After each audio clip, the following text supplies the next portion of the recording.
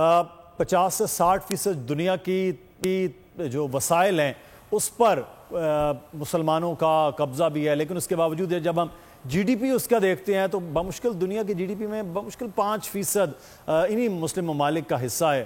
لیکن جو ایک اور پریشر ہے وہ 2 ارب کے قریب ان مسلمانوں کا معاشی طور پر تو پریشر ہو سکتا ہے ان ممالک کے خلاف جو اس وقت اسرائیل کا ساتھ دے رہے ہیں، اسپیشلی اسرائیل کے حوالے سے یہ پیٹرو ڈالر ہم کہتے ہیں، اس کو استعمال کر کے ہم معاشی بائیکاٹ کر کے سفارتی تعلقات کو فی الوقت منقطع کر کے یہ کرنا کو بہت مشکل کام ہے. یہ نہیں کر سکتے، ٹینک توپیں تو نہیں چلانی ہے، صرف یہ کام کرنا ہے، یہ بھی نہیں کر سکتے.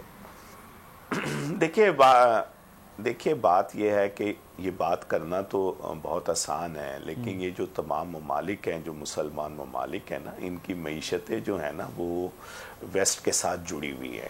اگر آپ صرف پاکستان کو دیکھ لیں تو پاکستان کی جو برآمدات ہے وہ ساری کی ساری جو ہے وہ ویسٹ کی طرف ہی جاتی ہے.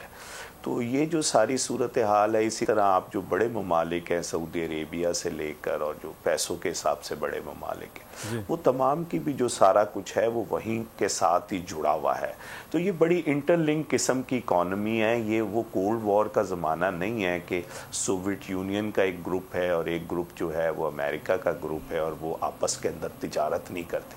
آج تو صورتحال یہ ہے کہ چین اور امریکہ جو ایک دوسرے کے خلاف بھی بات کرتے ہیں لیکن سب سے بڑے تجارتی پارٹنر بھی وہی ہیں. تو یہ چیزیں جو ہیں یہ کرنے کے لیے بہت زیادہ دل گردے کی ضرورت ہے اور اس بات کا احساس کرنے کی ضرورت ہے کہ اس سے کس قسم کے اثرات جو ہیں وہ اپنے ملکوں میں پڑیں گے. اور آپ نے دیکھا ہے کہ ابھی جب امریکہ نے اپنی فورسز مڈل ایسٹ میں بھیجنے کی بات کری تو وہ اس نے نام لیے ان ممالک کے کہ جہاں پر وہ اپنی ریزرو فورسز کو مزید بڑھا رہا ہے. اور جن آپ ممالک کا ذکر فرما رہے ہیں انہی ممالک کے اندر تو مسئلہ ایک اور بھی ہے کہ جو سیکورٹی کے صورتحال ہے مڈل ایسٹ کی وہ زیادہ تر امریکنز کے ہی ہاتھ کے اندر ہے. امریکہ تو بہت زیادہ ایسے مسائل ہیں. پھر انٹرنل پالیٹکس ہے. انٹرنل پالیٹکس کے اندر بہت سارے ممالک کے اندر بادشاہت وغیرہ کی اس طرح پذیرائی نہیں ہے جیسے دکھائی جاتی ہے. تو ان تمام چیزوں کو بھی کنٹرول رکھنے کے لیے ضرورت ہے ویسٹ کی اور امریکہ کی. تو یہ وہ تمام چیزیں ہیں. اگر آپ جارج ٹیننٹ کی کتاب پڑھیں جو فارمر CIA چیف ہیں تو انہوں نے اس کے اوپر پوری طرح بتایا ہے کہ جب اردن کے ساتھ بات چیت ہوتی تھی اسرائیل کی تو اردن بھی ہماری طرف ہی دیکھ رہا ہوتا تھا کہ ہم کیا مشورہ دیتے ہیں. تو مقصد یہ ہے کہ حکمران ضرور مسلمان ہیں، آبادیاں بھی مسلمانوں کی ہیں، لیکن ان کی جو ساری ڈیپینڈنس ہے وہ ساری کی ساری امریکہ اور ویسٹ کے ساتھ ہے. تو یہ وہ صورتحال ہے. لیکن جیسے جو اور ممالک ہیں ان میں نے کچھ بات کی ہے، جیسے ناروے کے وزیر اعظم جہاں اوسلو معاہدہ ہوا تھا انہوں نے بڑے صاف لفظوں میں کہا ہے کہ یہ انسانی المیہ ہے اور یہ قتل عام ہے. تو اس طرح کی کچھ آوازیں ہو رہی ہیں، لیکن اصل بات پھر وہیں آ جاتی ہے کہ اسرائیل کی اپنی اکانومی کو اس سے کتنا فرق پڑتا ہے. دیکھیے پہلی دفعہ ایسا ہے پچھلے 15 سال میں کہ اسرائیل کی جو کرنسی ہے وہ جو ہے وہ اپنی کم ترین سطح پر آ گئی ہے. اور جو ان کا انڈیکس ہے وہ 10% تک ان کا جو ہے وہ انڈیکس گر گیا ہے. اور اس سال ان کی جو شرح ترقی تھی وہ 3% تک جانی تھی، جو انہوں نے اب کہا ہے کہ وہ 2.3% سے زیادہ نہیں جا سکے گی.